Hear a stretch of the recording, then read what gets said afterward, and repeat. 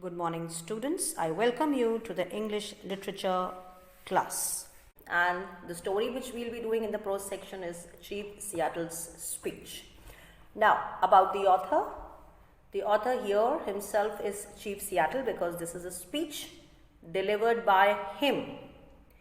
And this speech is one of the iconic speech ever given in the history of the world in regard to show respect and honor to the nature. Chief Seattle was a Native American chief, a member of the Squamish tribe, and a prominent figure among his people. Seattle was a great speaker and skilled diplomat. Born in 1786, his real name in the Lushoot Seed language was Siat, which the whites means the Europeans, found nearly impossible to pronounce. Seattle's mother, Solietza, was Duwamish, and his father, Schwab, was chief of the Suquamish tribes. These are the two native tribes of the Red Indians, of the Red Indian tribes, or you can say the Native Americans. Seattle was born around 1780 on or near Blake Island, that is in Washington. Seattle grew up speaking both the Duwamish and Suquamish dialects, means language, because he had a mixture of both the culture, so he spoke both the dialects. Seattle earned his reputation at a young age as a leader as well as a warrior. And what was his skill, or you can say the things in which he was excelling? First thing, ambushing, that is a surprise attack done by the tribes on their enemies, and defeating groups of tribal enemy raiders. Enemy raiders means the enemy attackers. He was very strong at defeating them and attacking them from different aspects and from different places. Like many of his contemporaries, contemporary means people or leaders like him who were living in the same community or the tribes, he owned slaves captured during his raids. He was tall and broad. For a Puget Sound native, Puget is a place again in Washington, standing nearly 6 feet tall. That means in comparison to the rest of the people of Puget, he was taller and broader. Hudson Bay's company traders gave him the nickname Le Gros, meaning the big guy. He was also known as an orator, and the best example of his oration you can see in this story, the Chief Seattle's speech.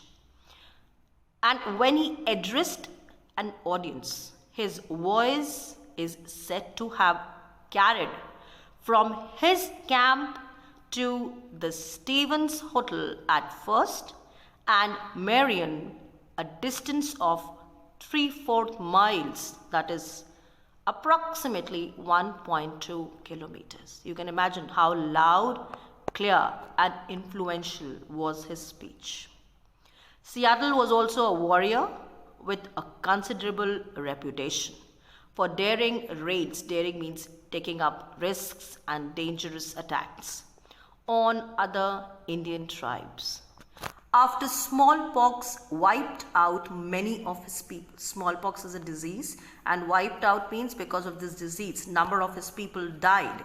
He realized the inevitability. Inevitability means the quality of being certain that something is going to happen in the coming future. He realized the inevitability of the coming tide of white settlement. He felt and he understood that now, because the number of a tribe or the people in a tribe has shrunk or decreased so much, so very soon the white people will overtake us. In 1854, he made his speech on the differences between the Indian way of life, that is the Red Indian style of life, and the white way of life, the European style of life.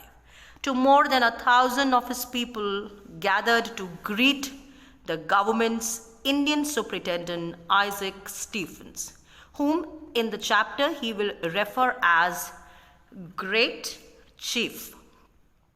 A year later, the chief signed a treaty with the United States.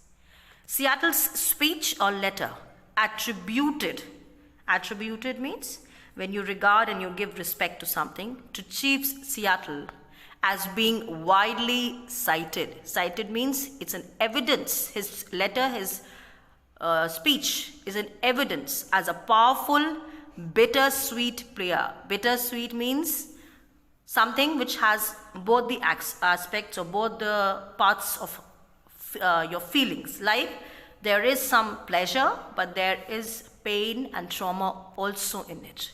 So this speech is a mingle up of his pain and happiness both. Player means request for respect of Native American rights and environmental values. But this document, which has achieved widespread fame, thanks to its promotion in the environmental movement, is of doubtful authenticity. It is believed that there had been some changes in his original speech. So at present, what we have and what has been brought forth cannot be considered exactly the original words of Chief Seattle. Introduction. What is this speech all about? The iconic text. Iconic means something which is relating to some icon or idol or something which is extraordinary. Chief Seattle's speech is a symbol of words that have transcend. Transcend means gone beyond range, limitless, both time and space. It is not confined to that Red Indian age. It has come forward till this present scenario, and we are also reading it. Translated and adapted in several languages, this piece of text bears messages that resound. Resound means echoes, as much in today's world as they did in 19th century America, if not more. The speech was delivered by Chief Seattle, who was tribal chief of Red Indian tribes, originally written in a form of a letter. It is widely revered. Revered means admired for its originality, for its thoughts, for its respect to the nature, as a pungent and hard-hitting representation. Pungent means something which is very sarcastic. You become very critical about thoughts. And hard-hitting means talking about the exact reality of life. Representation of the aspirations. Aspiration means the desires and wants and rights of the indigenous American people facing extermination. Extermination means being killed, being wiped out at the hands and lust of foreign settlers. Lust means their interest in their land, in their nature, in their resources. And foreign settlers here refers to the Americans, the one which have come from Europe, okay, the European settlers, and their colonists' designs. Also, it is believed to be one of the damaging expositions. Expositions means description of the environmental cost, because he has given in detailed that how the nature will be deteriorated with the coming of industrialists that were the European people, and damages of the development that is based on industrialized and consumerist West. Europeans were moving to different parts of the world, establishing industries, making colonies, and using, in fact, misusing the natural resources of the different countries. Here, Chief Seattle, who's representing the Red Indians, and if I'm not wrong, many of you must have heard about this tribe, Red Indians. These people are too much into the nature. They consider the nature as their god and goddesses. They believe that the nature comprises of their family members when they die. The mountains, the rivers, the trees, the flowers, all of them, they consider that they are their own descendants who have died and transformed into a part of the nature. So their respect and their connection to the nature is almost like a family.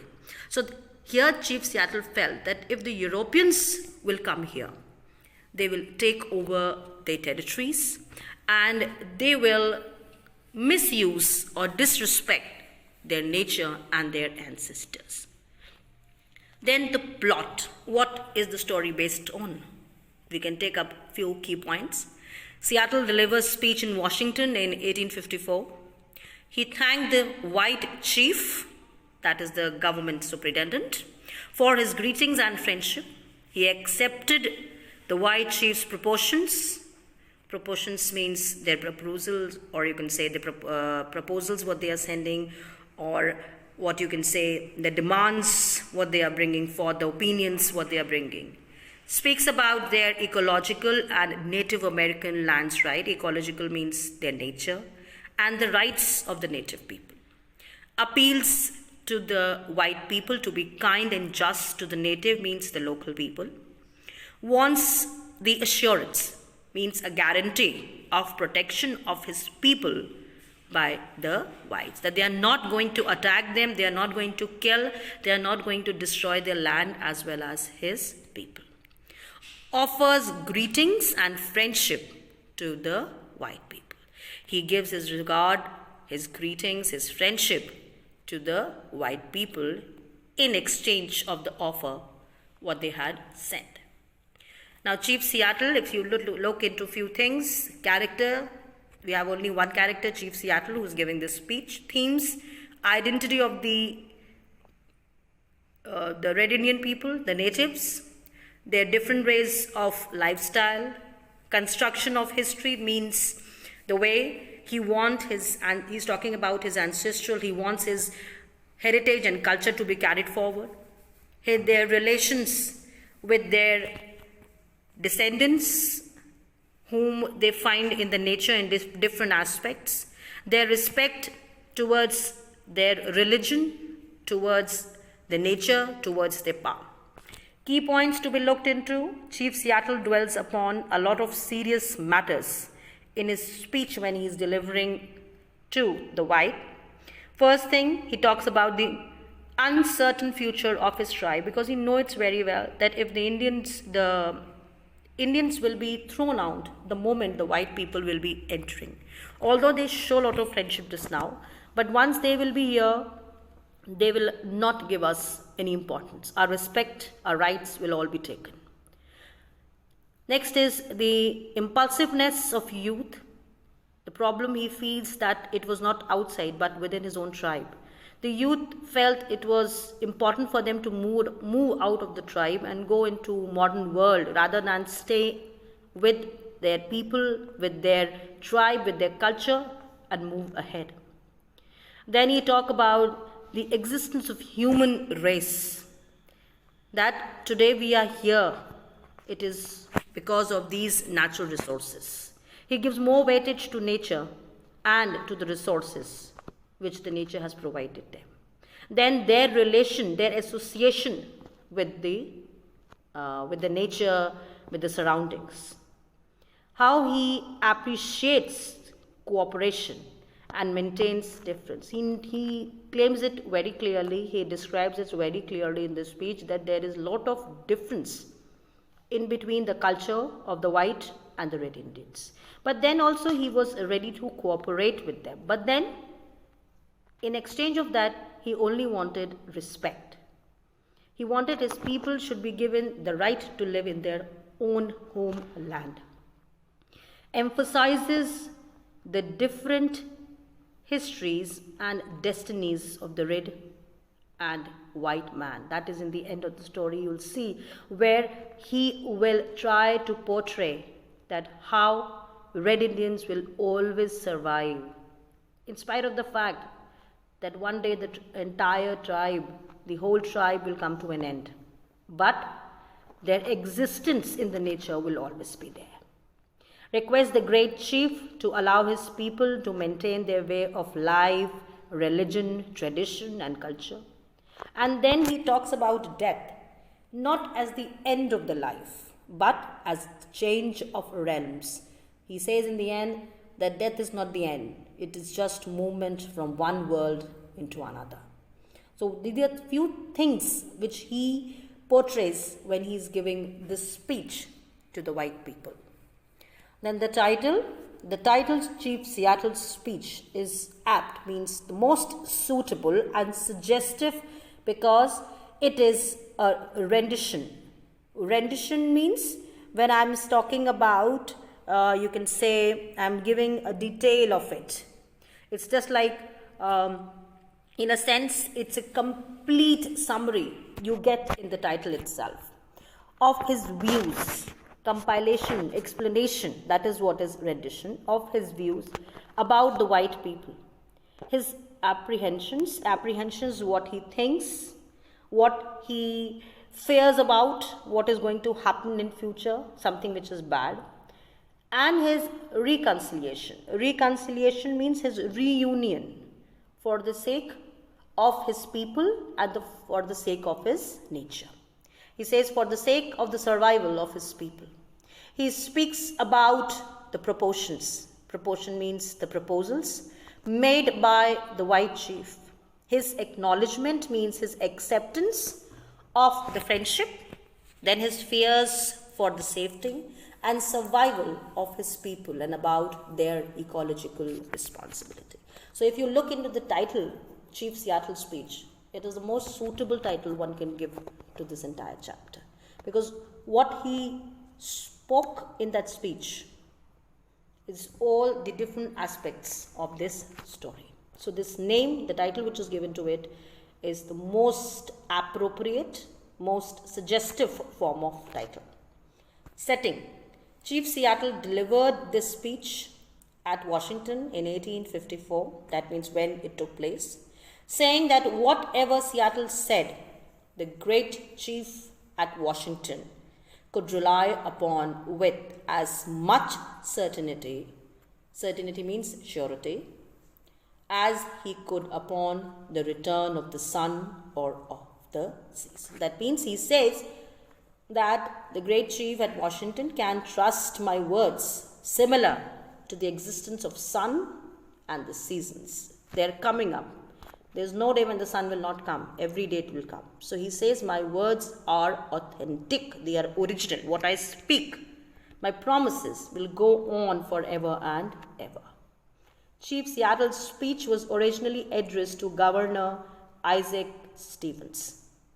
Seattle claimed the rare opportunity to address Euro-Americans, representations of American Indians, to express his love for his land. He has shown his love, affection towards his tribe as well as his land. Governor Isaac Stevens spoke to them about what later came to be called as the Treaty of Point Eliot of 1855, which was a land treaty between the United States government and the Native American tribes. That was later on, you can say, reconciliation, a reunion of them coming together and signing this treaty. That was between the United States government and the Native American tribes. In the Washington Treaty, formed in 1853, the speech was a reaction of the proportion of the white settlers to buy the land of the natives and settle them on a small part of it. Seattle knew it very well that although they are showing a lot of friendship and love and concern for the Native Americans, but in the back of their mind, they only have one aim, that is buying of the land from the natives and then making them live only in a small part and rest of the entire region to be acquired by the white people. But Chief Seattle had no option, because he was left with very few people in his tribe. So he knew, rather than fighting like this, it's better to cooperate and come in a relation with the white people. That was the reason that he signed this treaty. Children, this is an introduction session just to make you aware what this chapter is all about. In the further chapters, I'll be taking up the story in detail. I'll be doing the entire chapter in detail with you. Line by line, I'll be taking up the story for you. Today, this is the end of the first part. Till then, have a nice day and take care. Thank you.